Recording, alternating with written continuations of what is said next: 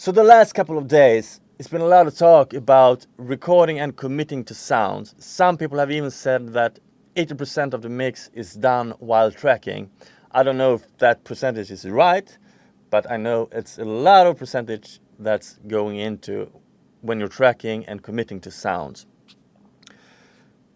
It's much easier to hear the finished results when you're tracking to sounds. When you have recorded drums with a sound, then you know exactly if the bass guitar or the electric guitar or whatever actually is working together with the drums.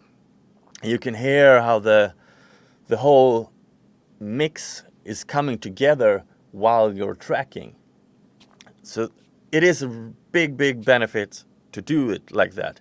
That's how we did it back in the old days. I still work as we did in the old days. So back in those days, I recorded to a 4-track tape cassette player.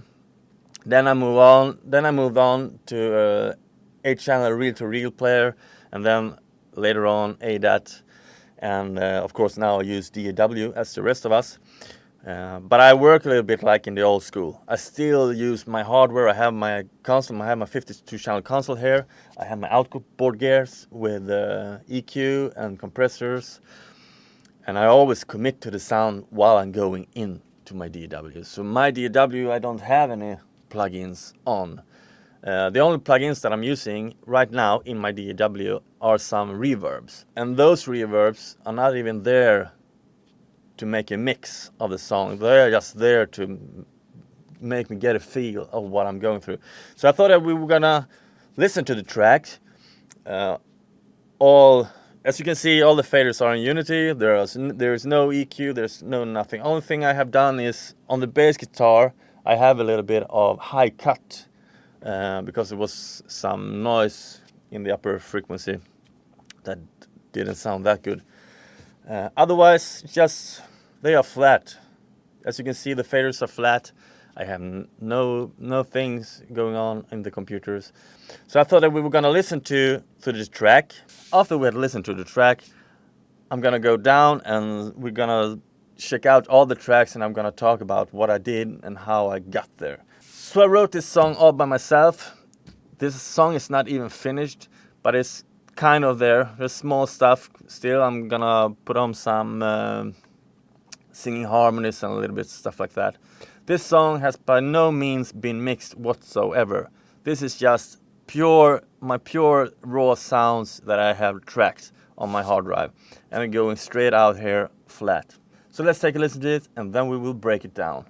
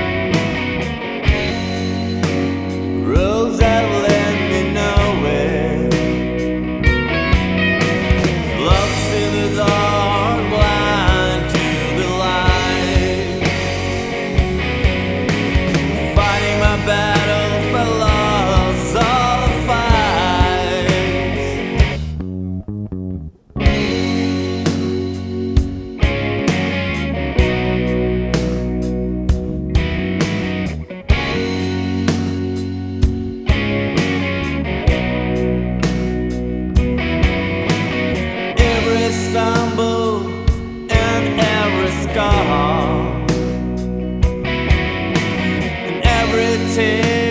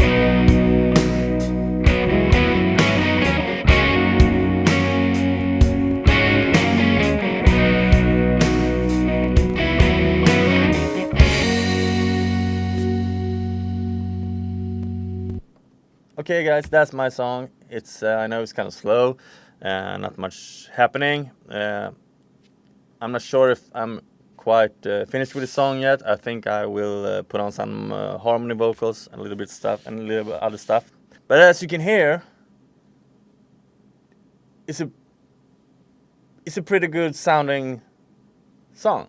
I mean, not the song by itself, but all the sounds are there. It sounds almost like it's mixed, but I haven't started tweaking it yet. So I thought we were gonna break it down a little bit and you can hear all the tracks by itself. So keep in mind, I recorded it all by myself. I am the one that's playing all the instruments. Therefore, of course, when I recorded the drums, I recorded the drums super raw with no EQ whatsoever. And then when I listened back to it, to my takes, then I mixed it and retracked it.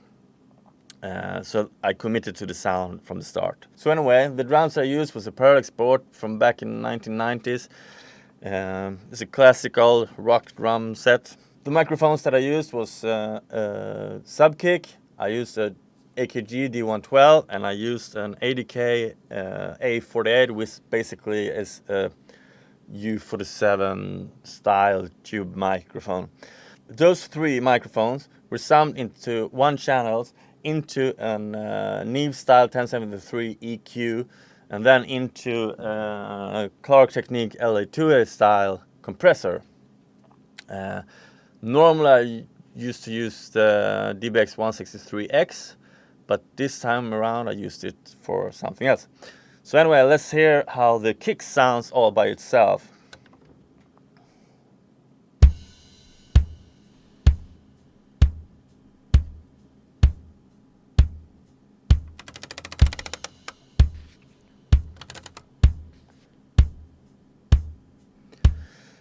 I should say that while I recorded my drums, I also recorded drum samples, which are made exactly the same as I tweaked the sound with EQ and compression. I just recorded some one hits with that. And there also is a sample in here. But they are all summed together, so I can't break it up for you that much. But anyway, that's the kick. Next up, I thought that we were going to listen to the snare, which is Millennium brass snare. I don't remember exactly what it's called, but it's Thomann's in-house brand that's super affordable and sounds really, really good. That one was also the top and bottom were summed into one channel and went into Neve style 1081 EQ, and then I used DBX 163X, which basically it has the same flavor as a DBX 160. And this also, and I also made exactly the same as I did with the kick drum. I recorded one shots. They are processed exactly the same as the rest of the snare. So this is kick and snare.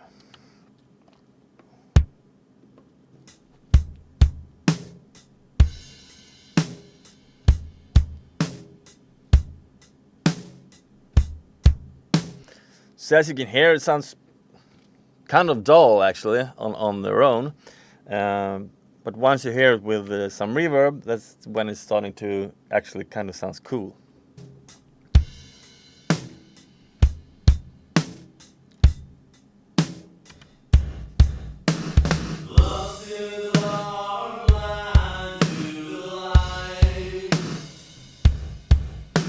Now, as you can hear, there's also some vocals going on because my room is a dead room. My studio is a dead studio.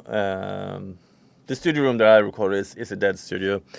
So I need to get some room flavor for all my recordings. So I have this kind of gated reverb that I'm using both for kick and snare and for vocals or a lot of other stuff also. I mean, I can send the guitar there and some some Hammond organ and stuff. So, but as soon as you hear the reverb kicks in on the snare and on the kick, it brings it to life in a whole other way. Listen to it when I kick it in and when I kick it out. I should say that the reverb, the snare and the kick that are sending to the reverb are the samples, the snare sample and the kick sample. I don't send the live sample.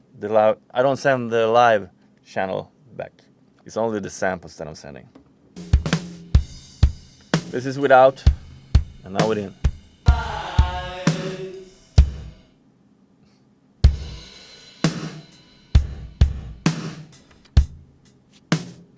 Super boring drum sound with the reverb.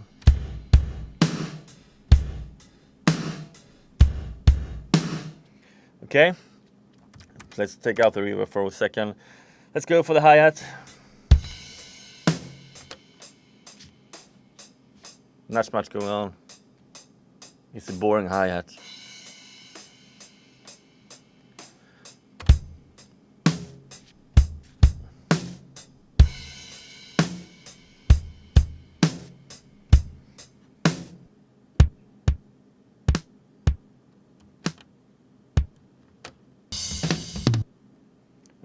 And here comes the toms.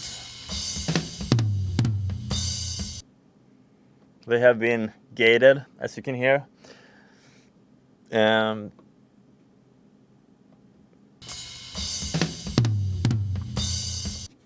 of boring as you hear it by itself. But together with drums, it sounds kind of okay. This is the ride cymbal.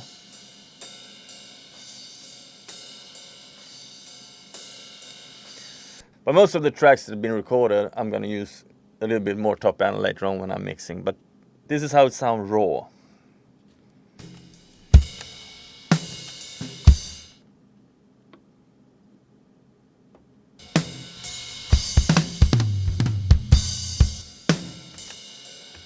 And this is the overhead microphones. Now the overhead microphones was actually 3 microphones. I used 2 SC Magneto, which is large diaphragm condensers. They are panned left and right, full on. And then dead center I have the Neumann TLM 103. And those are going into one stereo channel. I'm using Klark Teknik Pultec style EQs on there. I believe also I use Toft Audio DC2, which actually is a stereo FET compressor, not like an 1176, but like 1176 little brother, perhaps. Anyway, this is how they sound.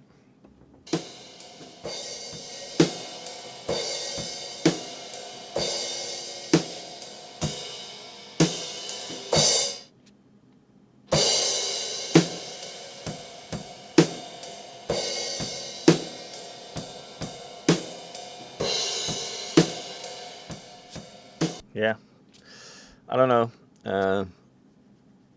You can work quite a lot on those later on, but for now, these are fine for tracking. And then final on the drums is a room microphone. It's actually a ribbon microphone, MXL R144, something like that. It's a cheap ribbon microphone, cost like 150 bucks. It's standing right in front of the kit, about, I don't know, 50 centimeters in front of the kit. If you're using the metric system, Google, I don't know what it is. But it's standing, so it's a figure of 8. So if the kick drum goes that, the microphone picks up the sound like this. And then I'm smashing the hell out of that microphone through an Lindell Audio 76XS, which it reminds me a little bit of a Blue Stripe 1176. They don't make this anymore, but it sounds super awesome. I'm not sure, but I think Black Lion Audio makes this actually compressor. I haven't tried it out, but they are designed by Lindell Audio, and it's called something like that, something 17X or something. Anyway, this is the room mic, Crash to Hell.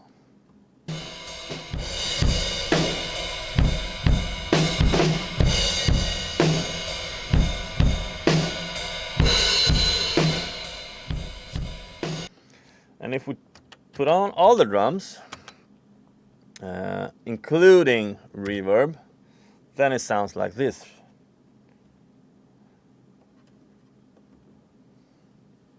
So in the beginning it's just some drum, some kick and hi-hat.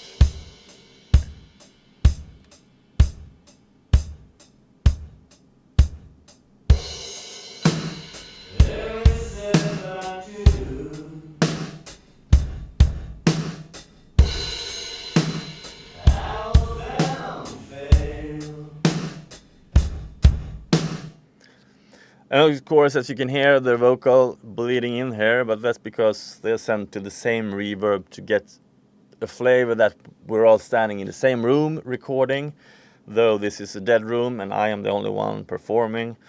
But this is my raw drum sounds with a little bit of reverb on here.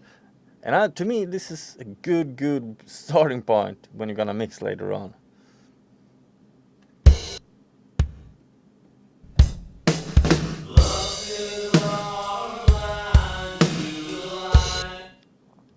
Okay, so let's go into the bass guitar. It was kind of easy. The bass guitar is just lined in straight into 1073 style preamp and with a little bit of EQ. And then I believe a Klark Teknik LA2 style compressor.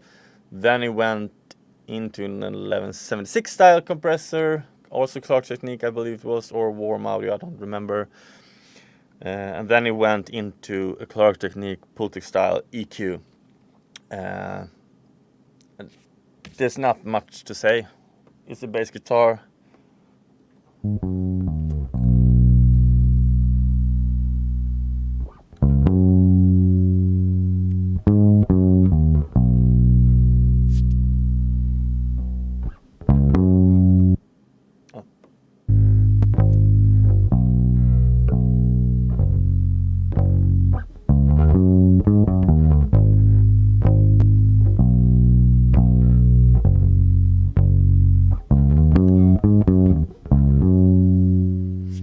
Yeah, that's the bass guitar.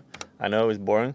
And then we have the guitars. The left guitar, the first one that you're gonna hear, it's actually Thomas' own brand. It's the Harley Benton. It's a gold top with P90 pickups.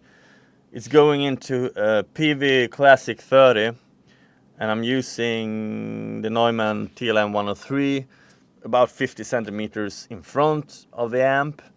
Then going into 1073 style preamp and EQ, and I believe I used a little bit of Klark Teknik LA2 style compression on here. Let's see how that sounds.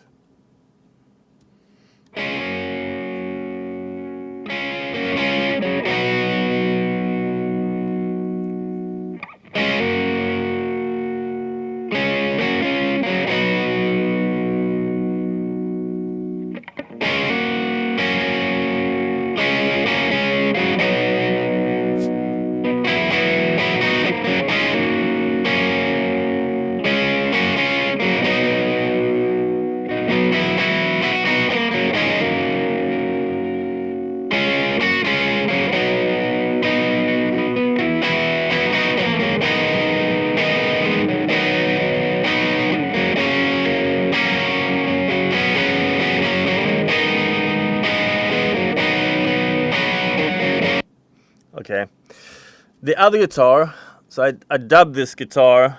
I recorded one more guitar that's pretty much exactly the same. It's just that it's a Squier cabronita Telecaster with bigsby. Recorded exactly the same with exactly the same settings on everything. It was just, I just changed the guitar so it's the same flavor on the guitars. I do remember that I was turning down the volume pot on the guitar because I wanted it to have less distortion. Let's hear it. So this is the Telecaster.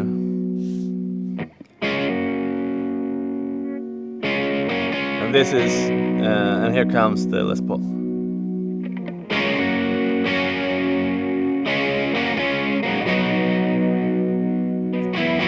And the reverb that's on here is reverb. Actually, it's a spring reverb that's in the amplifier.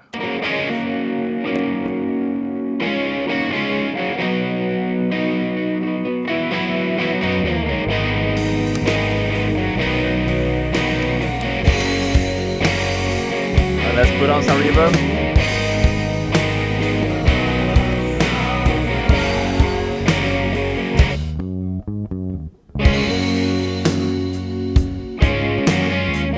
Without reverb.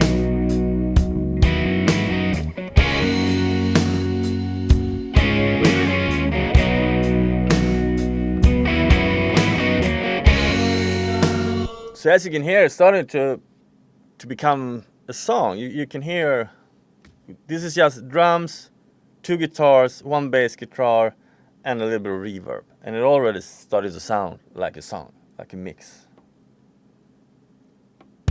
I've heard mixes that are worse than this. And I haven't even started mixing this.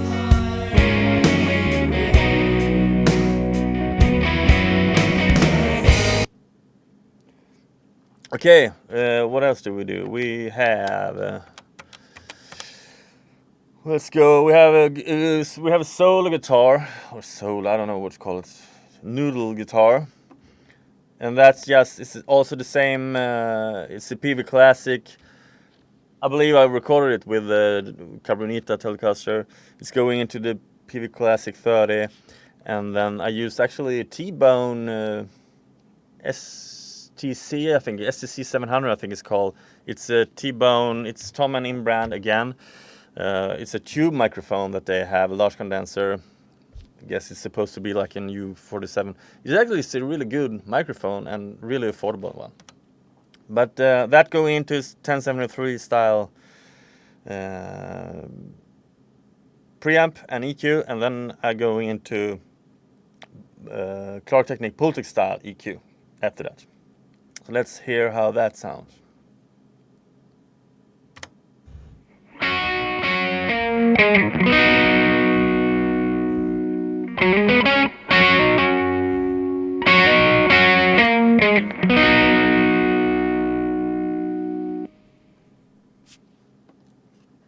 Yeah, that's how it sounds.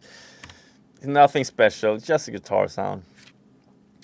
Let's go for the vocals. The vocal I recorded was using TLM103, going straight into my 1073 style preamp. No EQ whatsoever. I never record vocals with EQ. Never. You can always add EQ later on. It's much more important that you get the microphone that suits your voice. However, I record with compression. So the vocal TLM103, about this far away, what is it, 30-40 centimeters from my mouth, into the 1073, then into DBX163X, which is basically DBX160, and then after that it's going into an 1176 style compressor with 20:1 ratio, and then straight into my hard drive. And this is how the vocal sounds.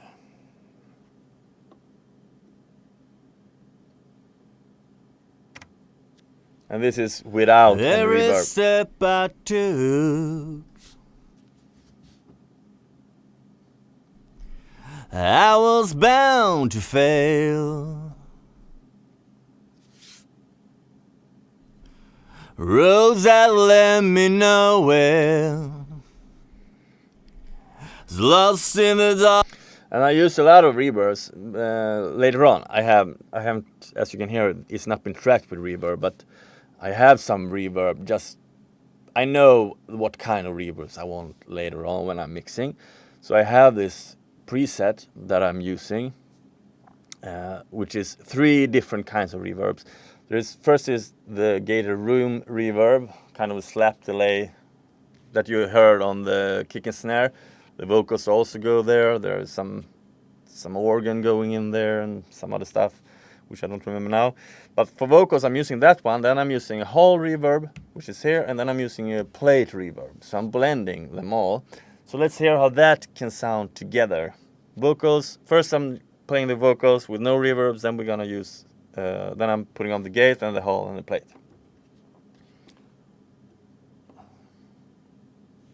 This is without reverb. Every step I took, Gated reverb. I was bound to fail. Hall reverb and gated reverb is on. Roads that led me nowhere. Now we have the plate reverb. Now all the three. Lost in the dark, blind to the light. Now it's only the plate reverb. Fighting my battles, but lost whole. all the fights.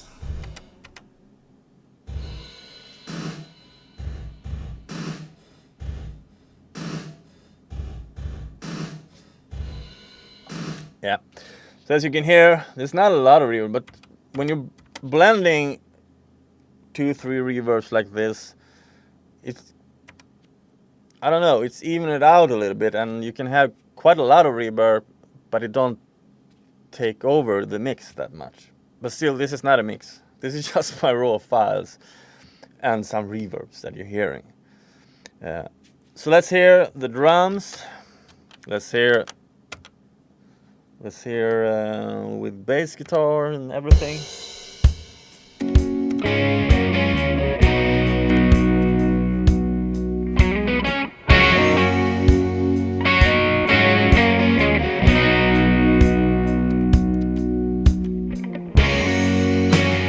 Every step I do,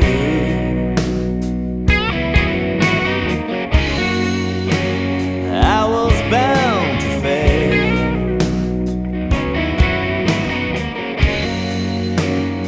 Yeah, wait a second.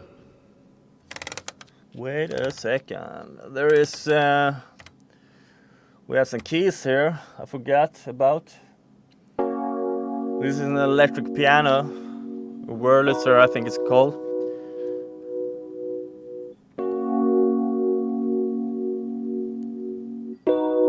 This is actually a MIDI keyboard that's been played on with a MIDI plug with a plugin. It's the stock plugin that you get with Logic Pro X. I haven't done anything to this. It's just been, I recorded a MIDI and then I tracked it like an ordinary audio file. When it comes times to mix, I might take this out and just bring in some, I don't know, mic it up, going through an amplifier or something, just to get a little bit more of girth to it. We also a Hammond organ, which is also Logic stock plugin that I have recorded. Oh, sorry. And then we have the Hammond organ. I'm pretty sure I'm gonna run that through and mic it up with a guitar amplifier just to give it a little bit more distortion. But here's how it sounds. It's stock plugin that comes with Logic Pro X.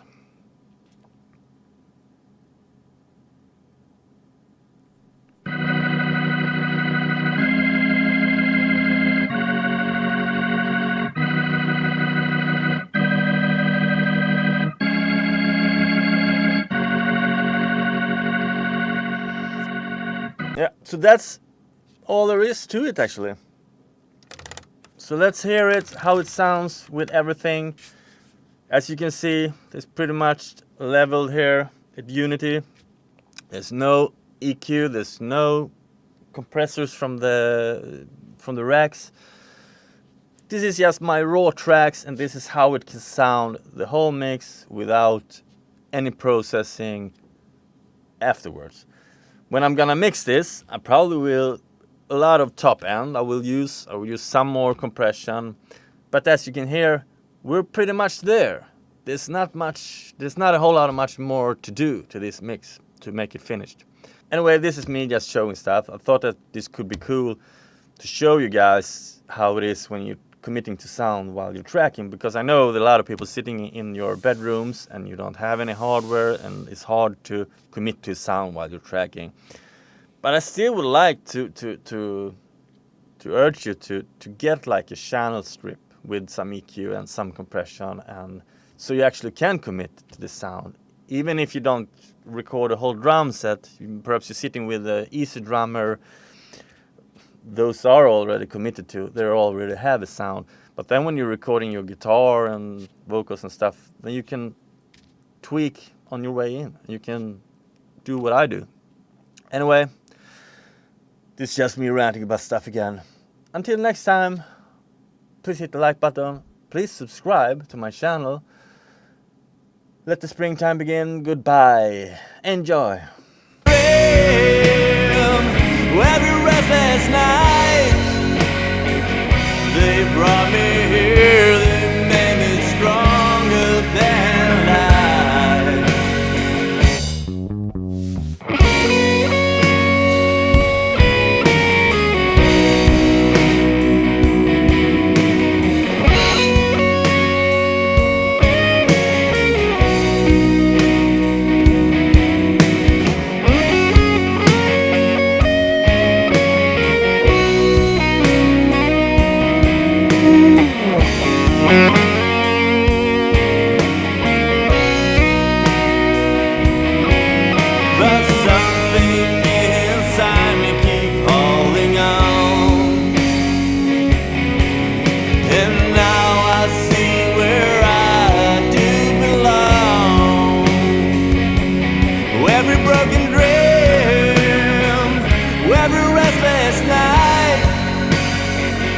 Every twist and turn was worth all of them fights.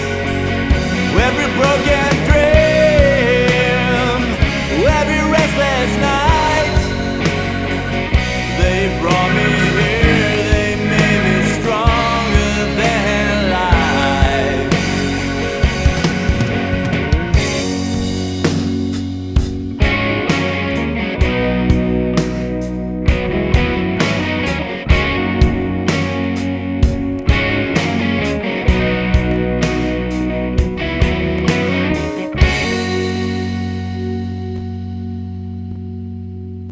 Goodbye.